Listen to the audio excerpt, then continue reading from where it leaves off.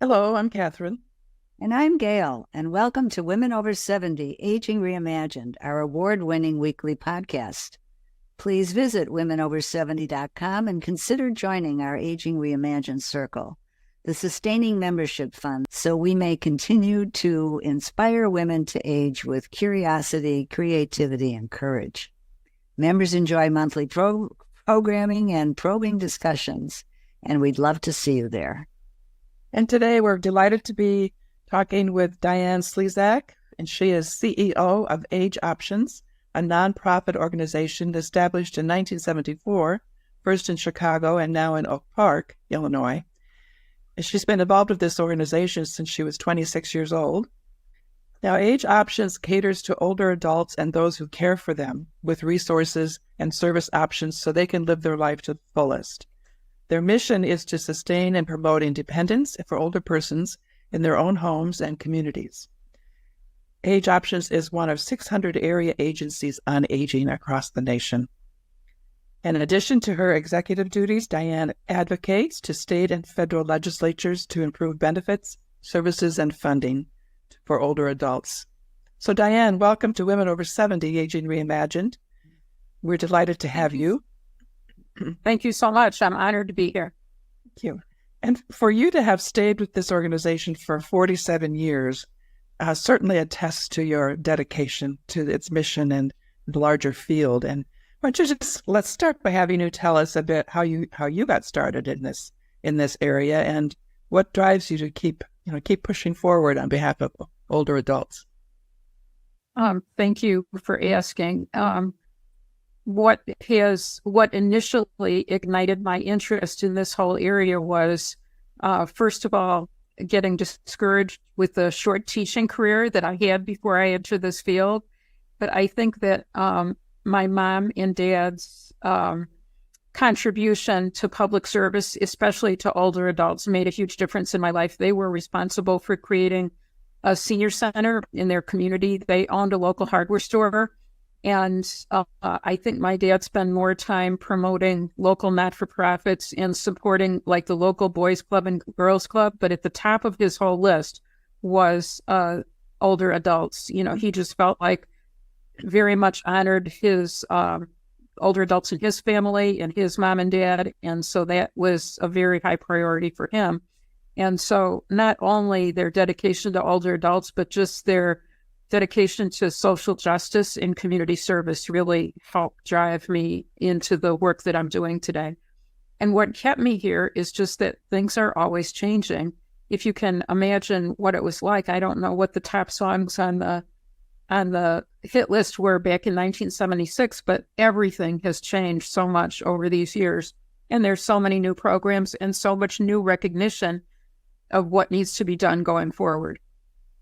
Well, there's certainly is more recognition about, as we say, about the graying population and the needs of older people. Can you just, for our listeners, give us a sense of the landscape now of the growing demographic and some of their needs? Well, when I came to the agency back in 1976, we had 223 older adults in all of suburban Cook County. And currently, we have over 600,000 older adults in suburban Cook County. So the population has exploded. And nationally, is the last of the baby boomers who were born in 1964, were born. You know that those, if you do the math, you know that those people are now turning over 60 themselves. And, really when they our churning of Medicare population in 1965, we're going to see this burgeoning. So burgeoning up the population and burgeoning of people in needs. Right now, I think one of the things that we're seeing is the need for assistance for caregivers.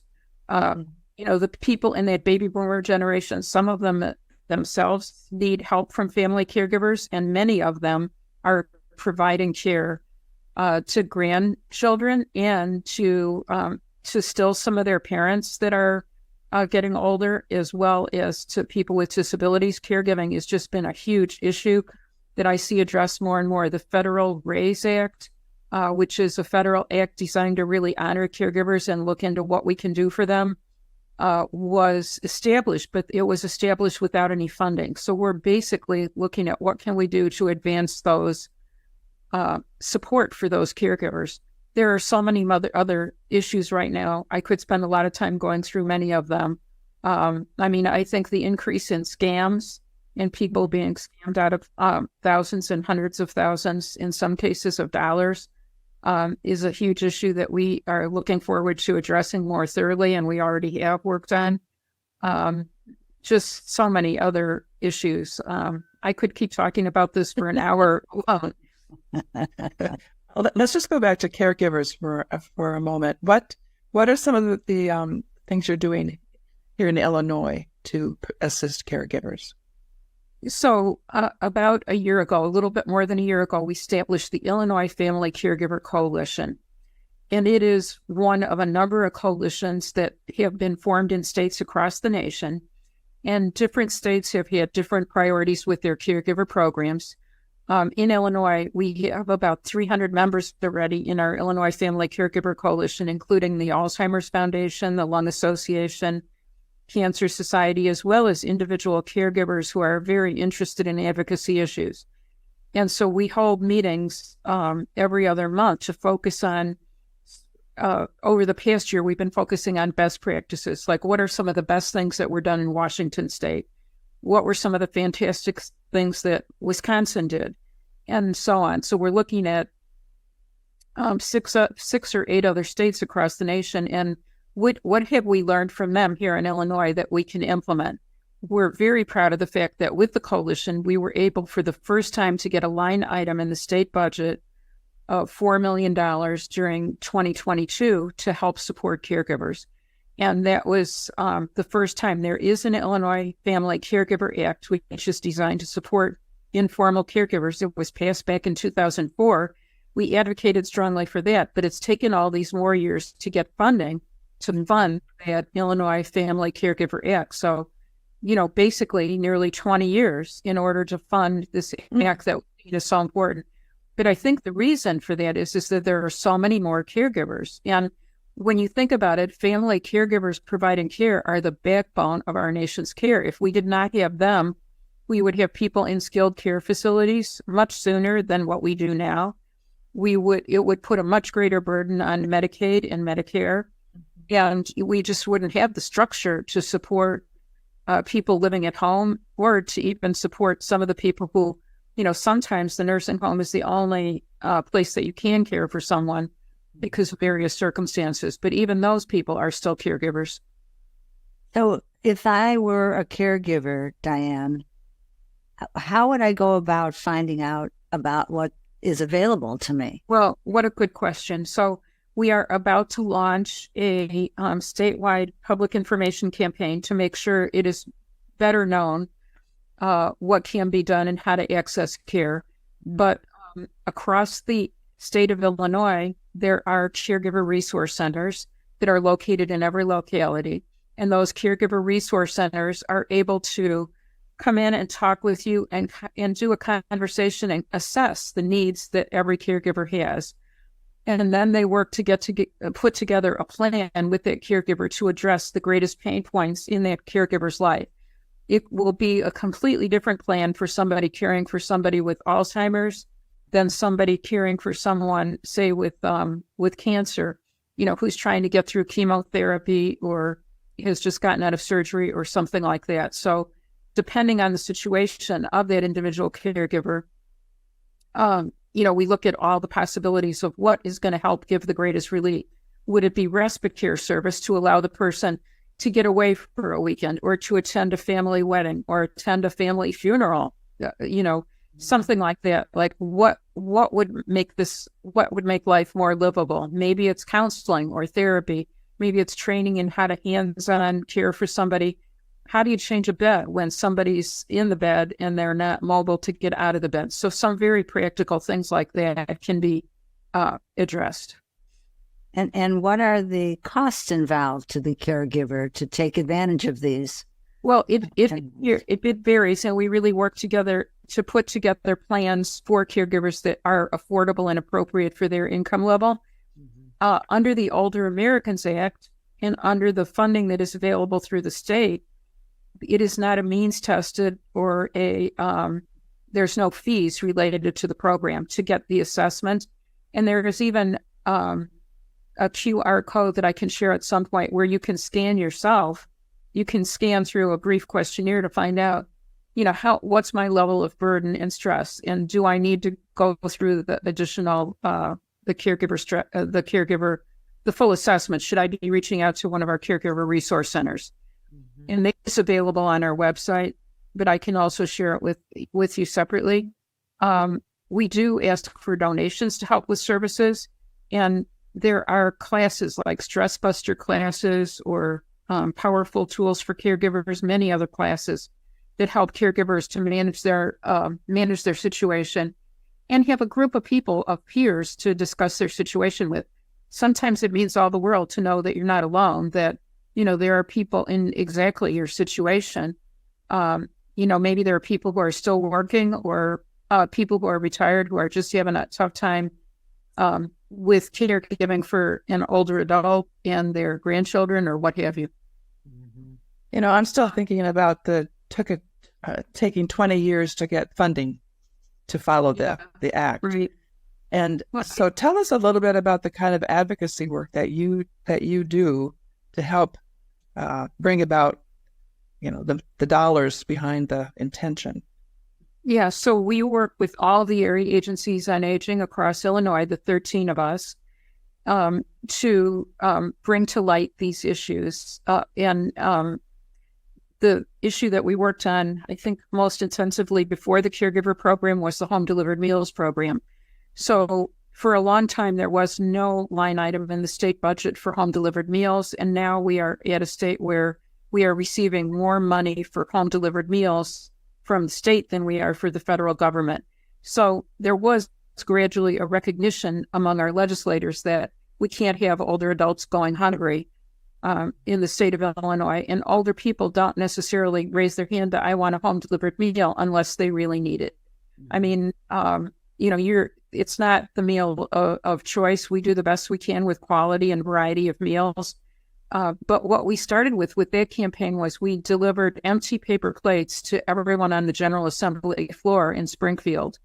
So we were there advocating with the support. ARP worked with us to provide the support, and we had people from all of our AAAs around the state and our home delivered meal providers providing an empty paper plates with a note on it, like, this is what your older constituents are eating for lunch today. So then we were able to get the first $1 or $2 million, and then we provided a half a sandwich to everyone on the floor of the General Assembly. So we managed to get a caterer and divide sandwiches in half, and we delivered half a sandwich and said, thank you for your support.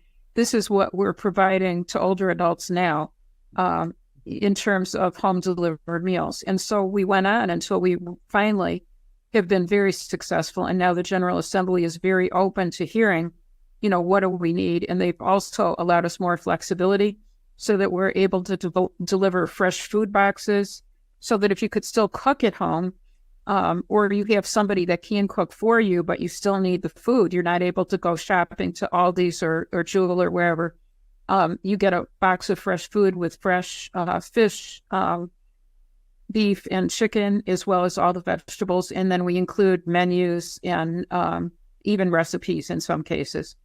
So that was that story of advocacy. Now with the caregiver program, we have collected the stories of 26 caregivers from throughout the state of Illinois, from the very southern tip all the way into Chicago. And their caregiver stories were told to an ethnographer that we work with to hear their stories. So we're putting together a booklet of what have they experienced. Some of them have lost their jobs because of their caregiving responsibilities.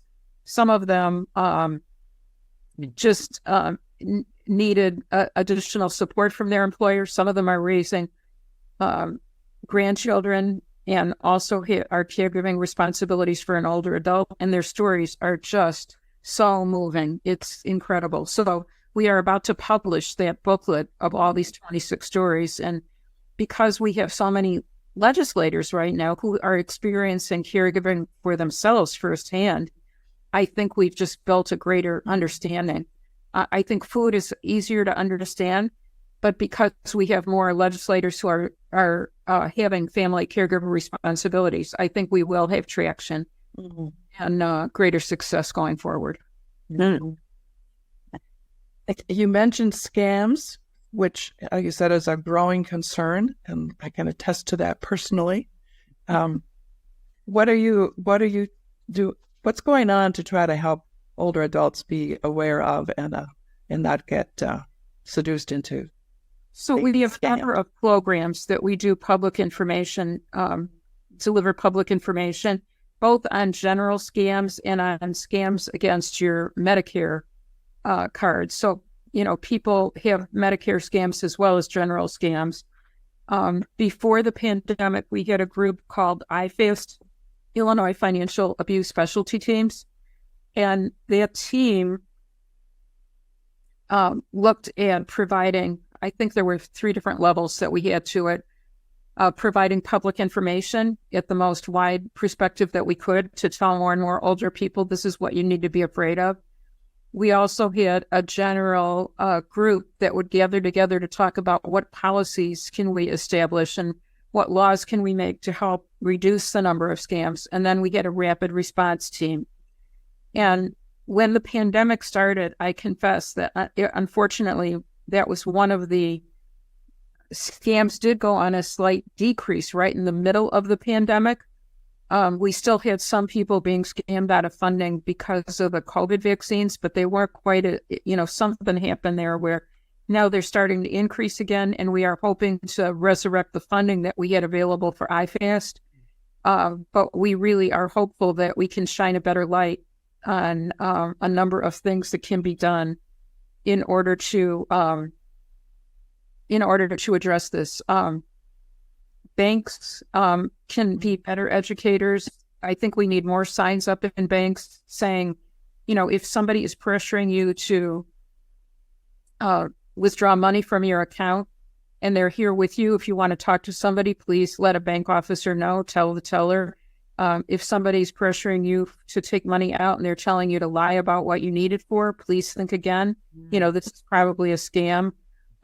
There are a lot of things that we can do in terms of encouraging bankers to be reporters of suspected abuse, and also to just get better information out, better train their tellers so that young tellers who, might be afraid to ask somebody who's older enough questions like, why are you taking $80,000 out of your account?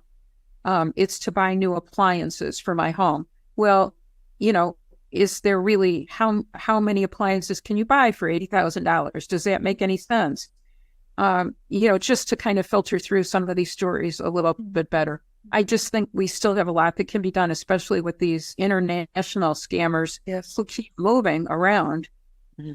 Not to speak of romance scammers who try to, really get to know somebody very well and then promise that they're going to marry that individual and end up taking all their money and all kinds of scams. I just heard about a woman who is whose husband had an accident a few years ago and is just slightly mentally challenged.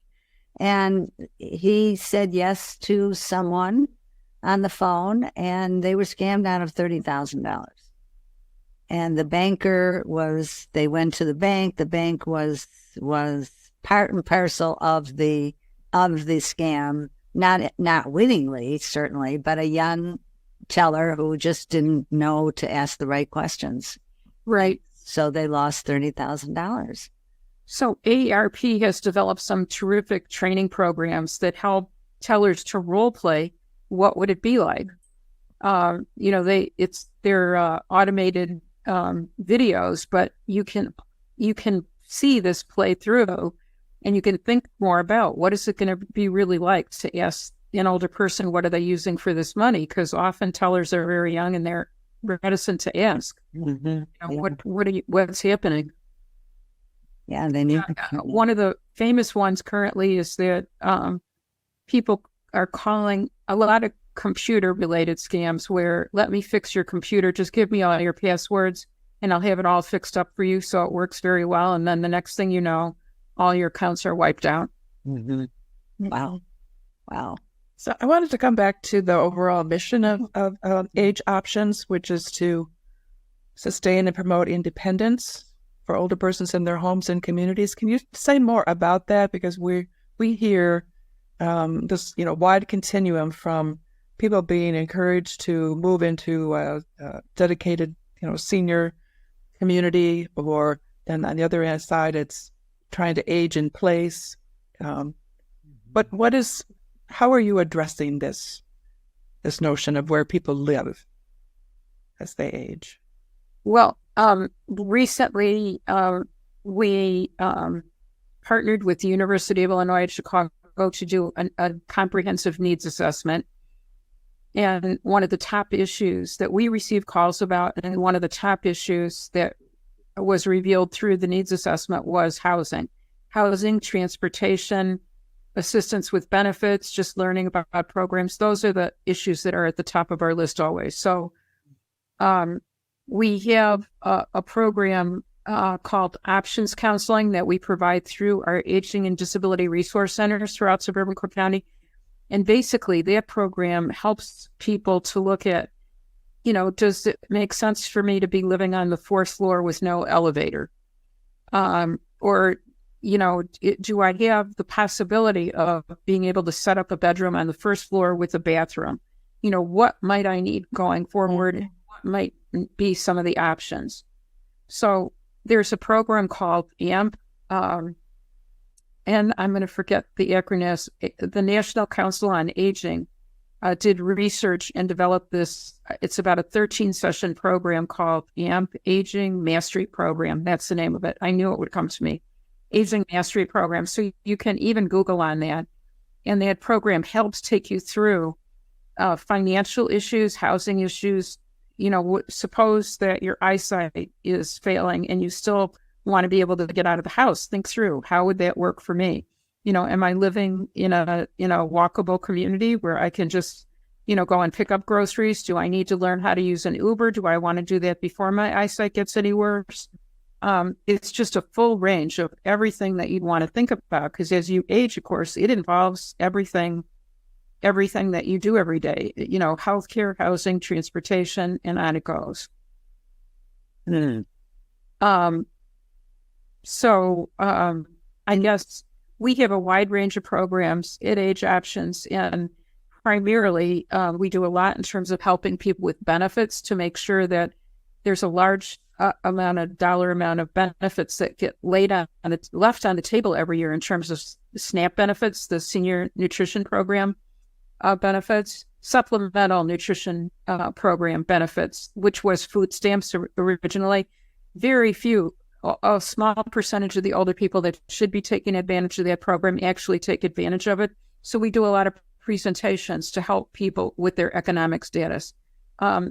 Recently, with the pandemic, coming down off the pandemic, we have found that we have record numbers of older adults becoming homeless in suburban Cook County. The Cook County Sheriff's Office works with us, and we've seen those numbers really increase. So we've developed a home preservation program where we have home preservation specialists at each of our Aging and Disability Network centers throughout suburban Cook County to help people figure out how can I forestall a foreclosure on my mortgage or an eviction in the case of a rental? And what are some of the things I can do benefits-wise, or can we connect them with an attorney that would help them, with legal directions? There are so many programs, though, that are available that people aren't aware of in terms of tax-freeze programs, tax deferral programs. And sometimes it's just the smallest bit, gets you over the hump. And why not take advantage of those resources? We're often told by older people, oh, no, I want to leave this to somebody who really needs it. Mm-hmm. And we try to explain, you really need it right now. Please use this benefit. So you serve suburban Cook County. No, suburban, what do you serve? All of Cook County outside of the city of Chicago. However, Age Options has a number of programs that are statewide. So the Illinois Pathways to Health program is one of those. We provide a wide range of evidence-based health programs, and anyone can go online and see Illinois Pathways to Health. We also provide training for professionals throughout the state of Illinois on Medicare and Medicaid and the intersection, like how do Medicare and Medicaid work together. It is, if you have been through, if most people on this call are over the age of 65 or 70, you know that this can be incredibly complex in terms of what your benefits are and what's your premium for Part B and what happens if you go on a med sup and then you want to go to Medicare Advantage or any number of complicated questions. It is not a simple system. Right. And so how would our listeners and our viewers find similar services in other states? So there is a website called the Elder Care Locator. So you can go and put Elder Care Locator into your Google, and our National Association of all the area agencies on aging across the country contribute to this database. And you can find one of the 600 area agencies on aging that exist across the country with services, a bedrock of services that are very similar to what we provide at Age Options. And you can identify where that local area agency is everywhere from, I just talked to the area agency director in Pottsville, Pennsylvania. And I also talked last week to the area agency director in Maui, who is really challenged right now because there were 3 senior living facilities in the path of the fire. And she is still working really hard at disaster relief planning for the older adults that were living in her planning and service area. So there's one area agency on aging for all of Maui. So I think you get the picture. Like, it doesn't matter where you live, a very rural area of Pennsylvania to New York City has a fantastic area agency, and it goes. You know, Diane, you've been in this for the long haul for sure. And so what are your own plans, and what have you learned about aging that you're applying to your own life? Well, good question. I really don't have any plans to step down just yet. I still find so many areas that we have just talked about exciting. I would love to see all these plans for caregiver programs and develop new programs to address scams and so many other things come to more fruition. My husband is retired, so now we've switched. He makes meals in the evening, and I have a lot of evening meetings actually. So I'm still going strong, and really look forward to the future still of, what more can we do?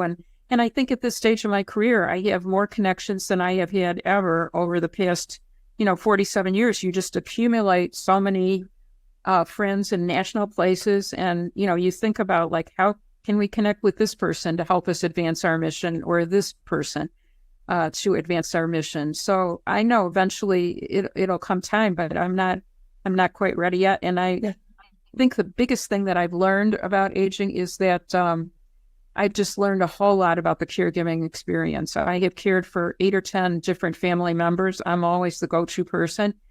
But even in my position, I know so much about, what the resources are available.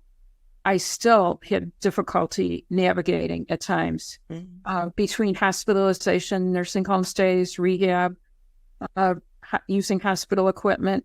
I've learned that it is so difficult to manage that burden, and it's so different from every person that you're caring for. When is it time to begin to use hospice?